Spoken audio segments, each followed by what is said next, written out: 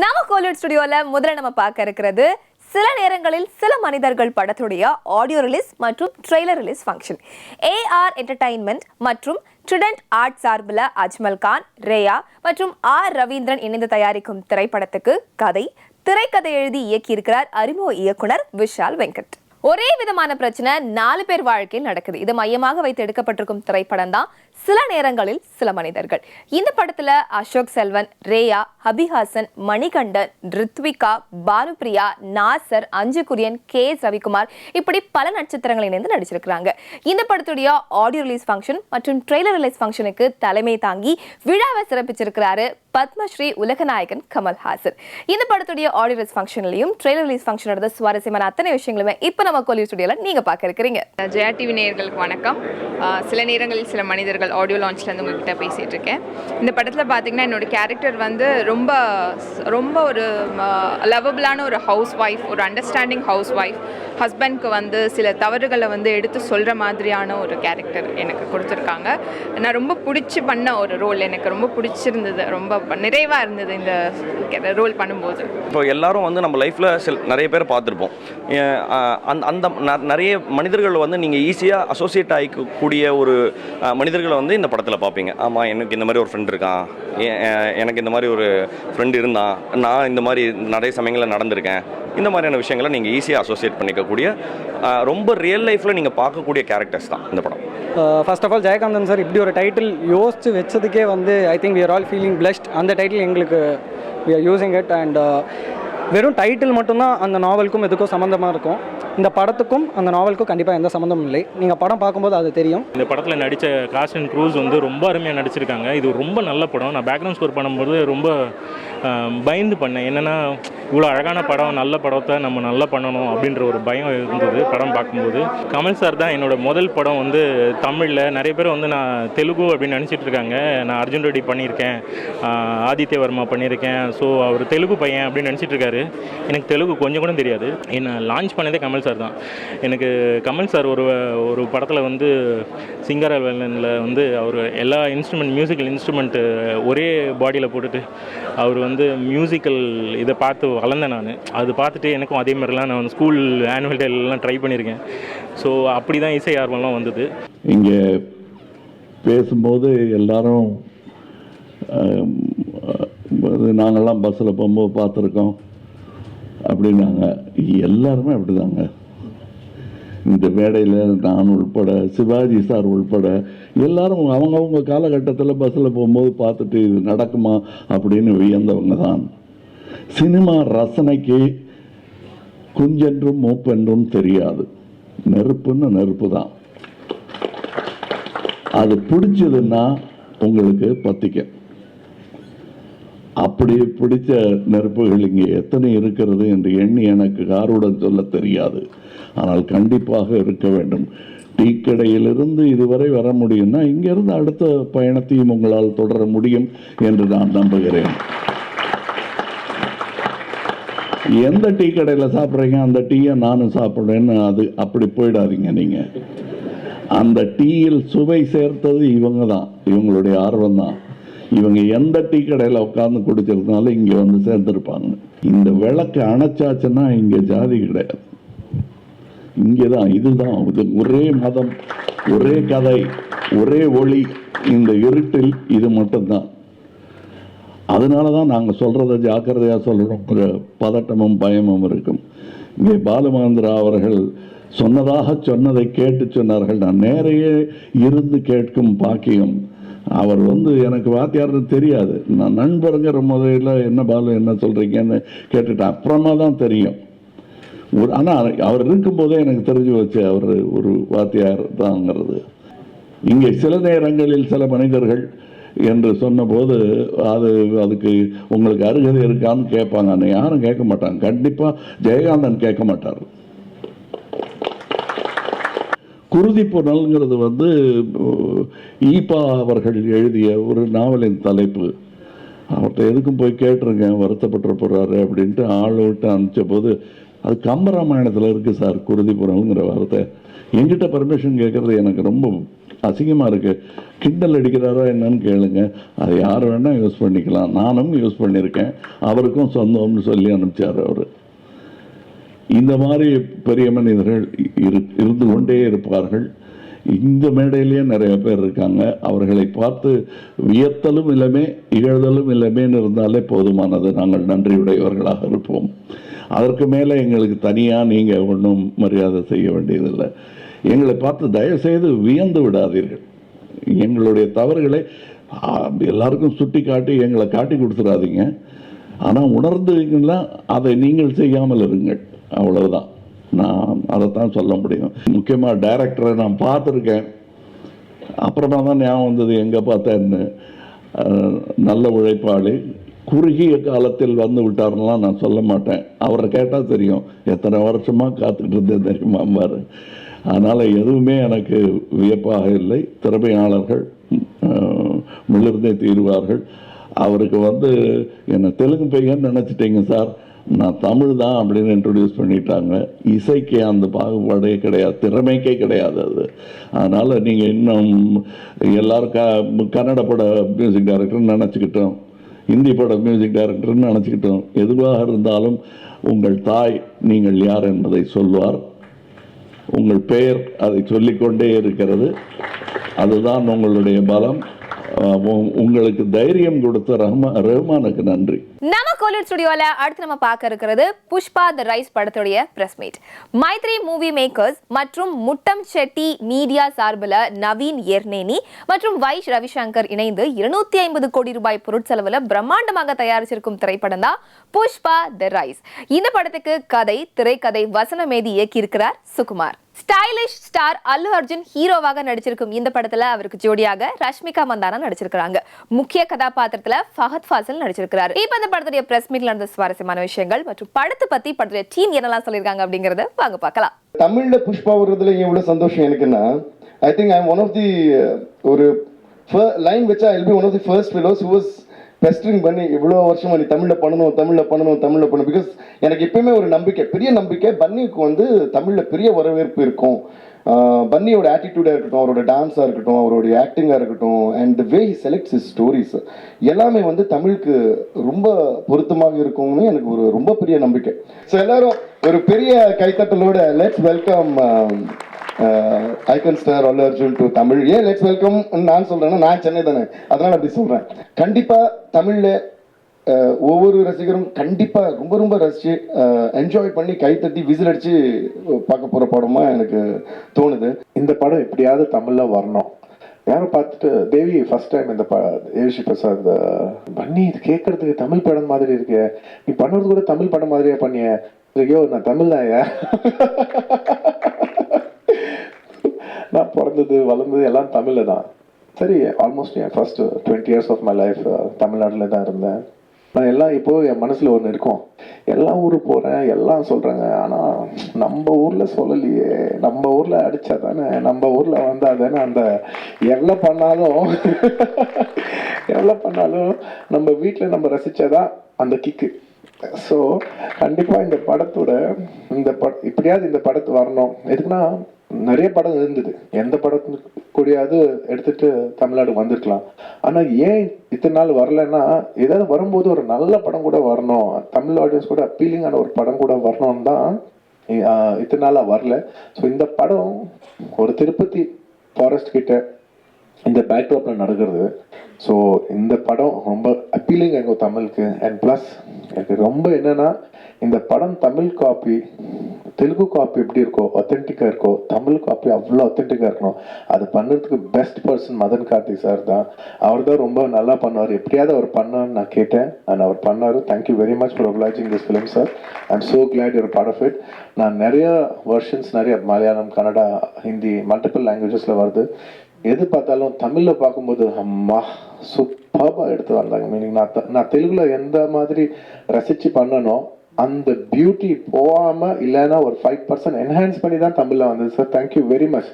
IIT like to thank my director Sukumar car.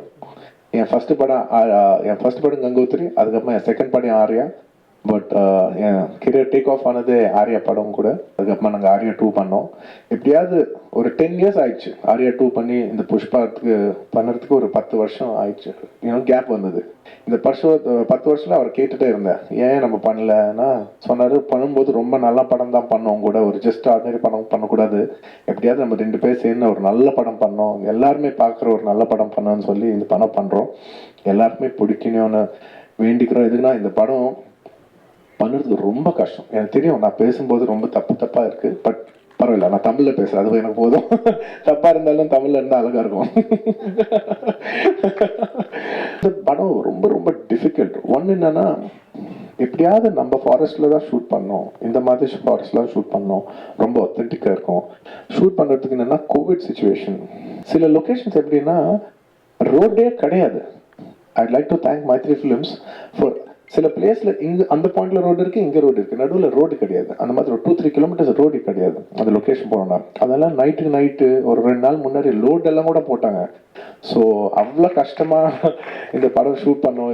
In between Covid situation, இத்தனை பேர் ரெஸ்ட்ரிக்ஷன்ஸில் almost 2 years இந்த படம் பண்ணிகிட்டே இருக்கிறோம். ஸோ ஐ ரியலி விஷ், நான் இவ்வளோ கஷ்டப்பட்டேன்னு எனக்கு சொல்கிறது பிடிக்காது. எதுனா நான் கஷ்டப்பட்டு பண்ணல, நான் ரொம்ப அது எப்படி சொல்கிறது, இஷ்டப்பட்டு பண்ணேன். ஓ சேம் தெலுங்கு மாதிரி தான். ஓகே, நான் ரொம்ப இஷ்டப்பட்டு பண்ணேன். பட் எல்லா யூனிட்டோட கஷ்டம் கண்டிப்பாக ரொம்ப ரொம்ப கஷ்டம். எதுக்குன்னா it's very very difficult to shoot this film. I always say Pushpa is equal to 4 films. The effort for Pushpa is effort of 4 films. அந்த மாதிரி புஷ்பா. அடுத்து நம்ம நிகழ்ச்சியில பார்க்க இருக்கிறது RRR படத்துடைய பிரஸ் மீட். டிவிவி என்டர்டைன்மெண்ட் சார்பில் டிவிவி தனையா 400 கோடி ரூபாய் பொருட்செலவுல பிரம்மாண்டமாக தயாரிச்சிருக்கும் திரைப்படம் தான் RRR. இந்த படத்துக்கு கதை எழுதியிருக்காரு KV விஜயேந்திர பிரசாத். இவர் நந்தி விருது பெற்ற இயக்குனர் ஆவார். இந்த கதைக்கு திரைக்கதை எழுதி படத்தை இயக்கியிருக்கிறார் SS ராஜமௌலி. இந்த படத்துல ஜூனியர் NTR மற்றும் ராம் சரண் கதாநாயகனாகவும் ஆலியா பட் கதாநாயகியாகவும் நடிச்சிருக்கிறாங்க. மேலும் முக்கிய கதாபாத்திரத்துல அஜய் தேவ்கன் மற்றும் சமுத்திரகனி நடிச்சிருக்கிறாங்க. இந்த படத்துடைய பிரஸ் மீட்ல பத்திரிகையாளர்கள் சார்பில் நாம கேட்ட கேள்விக்கு படத்துடைய டீம் என்ன சொல்லியிருக்காங்க அப்படிங்கறத இப்ப பார்க்கலாம். முதல்ல நம்ம இயக்குனர் SS ராஜமௌலி. வணக்கம் சார். சார், நீங்க அடுத்து ரஜினி சார், அமிதாப் பச்சன், மம்முட்டி, மோகன்லால், சிரஞ்சீவி போன்ற இந்திய சூப்பர் ஸ்டார்களை வச்சு படம் எடுக்க வாய்ப்பு இருக்கா? எனக்கு ரொம்ப ரொம்ப பெருமையாக இருக்குங்க. அவ்வளோ பெரிய பெரிய பேரெல்லாம் சொல்லி அந்த மாதிரி மல்டி ஸ்டார் படக்கு நான் பண்ணுவேன்னு நீங்கள் உங்களுக்கு நம்பிக்கை இருக்குது. I am so happy for that. Whatever stars, obviously you said very very big names, but ultimately we need a story that can carry the big names. I sincerely believe, I really believe that okay, இப்போ யார் பெரிய stars இருக்காங்க, யாரும் வந்து எனக்கு dates கொடுப்பாங்க, யார்கிட்ட எனக்கு அப்ரோச்சபிலிட்டி இருக்குது, இதெல்லாம் கணக்கு வச்சுட்டு அதுக்கேற்ற மாதிரி ஸ்டோரி எழுதுனா அது கரெக்ட் கிடையாது. That's very wrong in film making. First நம்மளுக்கு பிடிச்ச மாதிரி ஒரு கதை எழுதணும். அந்த கதையில் எந்த மாதிரி கேரக்டர்ஸ் இருக்கோ அந்த கேரக்டர்ஸ் எந்த ஸ்டார்ஸ் கரெக்டாக இருப்பாங்களோ, யார் கரெக்டாக, எந்த ஆக்ட்ரஸ் கரெக்டாக இருப்பாங்களோ அவர்கிட்ட போய் நம்ம கேட்கணும். So the story should lead us. Of course I respect all the names that you said. I have huge respect. I am a huge fan of the names that you mention. But unless I have the story that can elevate those stars, otherwise I won't be honest. I won't be an honest filmmaker. I like to be an honest filmmaker, and this is my approach to filmmaking. வணக்கம் Alia but ma'am. பாலிவுட்ல இருந்து எங்க south Indian இண்டஸ்ட்ரிக்கு வந்திருக்கீங்க. Happy to welcome you. எவ்வளவு எக்ஸைட்டிங்கா இருந்தது உங்களுக்கு இந்த பட அனுபவம்? The experience was just amazing, too lovely. In fact, I feel like I want more of the experience. I keep telling sir, what are you doing next? And after that and all of that. These guys were amazing. They were very kind to me. Charan gave me some food. Tarak is constantly giving me some lessons in Telugu, Tamil, whatever. So they're looking out for me, and they were really lovely on set as well. They would sometimes have their inside jokes which I would not understand, so I would take some time and then they would translate it to me also very sweetly. One thing I did learn from the both of them when I went on set, which I went back and I gave it to everybody in Bombay, is I saw their fans, the set fan. It was so big, as big as their stardom. So I was like, and my van was so small. So I went back and I told my guy, I said in Hindi, I said, "Meko bhi bada fan chahiye." So I've gone back and I've gotten a big fan, and then he was running around. And everybody was very impressed with my fan. I said, see, that I've gone when I was shooting for Triple R, that's where I learned. Rajamouli sir, back to you. உங்களுடைய படத்துல சொல்லப்பட்டிருக்கும் அந்த 2 முக்கிய சுதந்திர போராட்ட வீரர்கள் பத்தி சொல்லுங்க sir. The legends of Alluri and Komuram. Very interesting coincidences. They were born roughly at the same time, around 2-3 years apart in the start of the beginning of the 20th century. And they left their homes when they were in early 20s, just entering 20s. They left their respective homes. And no one knows what happened to them about 3-4 years of time. There is no record in the history. Then after 4 years, they came back to their respective homes, respective places, and started fighting against the oppression. Alluri against the British, Komuram against the Nizam rule for the self-freedom. Very interesting coincidences. We know the story, what happened when they left, before they left the home. We know the story, what happened after they came back. But no one knows what happened in this 2-3 years. No, that I felt is very, very interesting. What if they two have met? In history, they never met. What if they two have met? What if they became friends? What if they inspired each other to become what they are in their real life? That portion I took and completely fictionalized it. What you see in RRR is nothing to do with the history. It is completely fictionalized. And interestingly, what gave me confidence is a film of a completely different genre, Inglourious Bastards. Now, if you have watched the film, you will be watching the film and suddenly Hitler dies. In a completely different way, he shot dead, and he shot dead. I was completely blown away. This is not history. But I was so thrilled watching that. Now I thought, yes, when you are completely fictionalizing it, you can completely fictionalize it, but you have to explain to the people that it is fiction, not history. It's not a biopic. Now that we try to do with RRR. இப்போ Ram Charan sir, உங்ககிட்ட கேள்வி. Sir, உங்களுடைய கதாபாத்திரம் junior என்டிஆருக்கு ஈக்குவலா திரையில தெரியறதுக்கு நீங்க என்னென்ன மாதிரி சேலஞ்சஸை ஃபேஸ் பண்ணீங்க? I think every time we work with Rajmouli sir, it's always challenging. Any character, not only me, even every character from small to big, everybody, it's a challenging role. If it's not challenging, trust me, he's not going to design it for us. Keeping aside that, I think the journey was so smooth because sir has traveled in that characters before us for quite some time. By the time he explained it to us, it was so crisp and so to the point. For us to understand each character, each emotion, and especially the legends we are portraying, Alluri Sitaram Raju and Beam and Sita, it's very easy when the director has done his homework and we are just getting into the set. Junior NTR sir, இப்போ உங்களுக்கான கேள்வி இதே மாதிரி தான். ராம் சரண் அவருடைய கதாபாத்திரத்துக்கு ஈக்குவலா உங்களுடைய கதாபாத்திரம் இன்னும் அழகா திரையில வெளிப்படுத்துறதுக்கு நீங்க என்னென்ன மாதிரி சேலஞ்சஸை ஃபேஸ் பண்ணீங்க? I've said it many times that Rajmouli is one of the very few directors. I mean, I call him Jackana. So Jackana is one of the very few directors who tickles the hunger of an actor. Over the years, you become very calculative. Everything becomes very known. So he's got this speciality in him where he takes his actors into a zone where you start feeling hungry again. So when I was offered this role, so I was very confident that Rajmouli had a lot of confidence on me. And again, I was very scared because that amount of confidence which he shows on his actors, he demands that from them also. But again, having said this, he is one of the very few directors who guides his actors also to achieve what he wants from them. So it's been an amazing ride. I've worked with him many times before in the past, but he was something new in Triple R. So I'm sure that has carried in the trailer. Rajamouli sir, அடுத்து நீங்க எப்போ Hollywood stars வச்சு படம் எடுக்க போறீங்க? எதுக்குங்க நமக்கு stars இல்லையா? ஏன் ஹாலிவுட் ஸ்டார்ஸ் எதுக்கு? நமக்கு ஸ்டார்ஸ் எத்தனை ஸ்டார்ஸ் இருக்காங்க, ஏன் ஹாலிவுட் ஸ்டார்ஸ் போகணும்? சூப்பரா இருக்காங்க. நம்ம ஆளுனா கம்மியா அவரோட? நம்ம ஸ்டார்ஸ் வச்சே பண்ணலாமே. நம்ம ஸ்டார்ஸ் வச்சு ஹாலிவுட் படம் பண்ணலாம். நம்ம கோலிவுட் ஸ்டுடியோல இந்த வாரம் என்னென்ன மாதிரி அப்டேட்ஸ் வந்துச்சு அப்படிங்கறது எல்லாத்தையுமே நீங்க பார்த்து தெரிஞ்சிருப்பீங்க. அதே மாதிரி அடுத்த வாரம் அடுத்த தமிழ் சினிமா அப்டேட்ஸோட நான் உங்களை கோலிவுட் ஸ்டுடியோல மீட் பண்றேன். And it's me Nivetha signing off and saying tata by.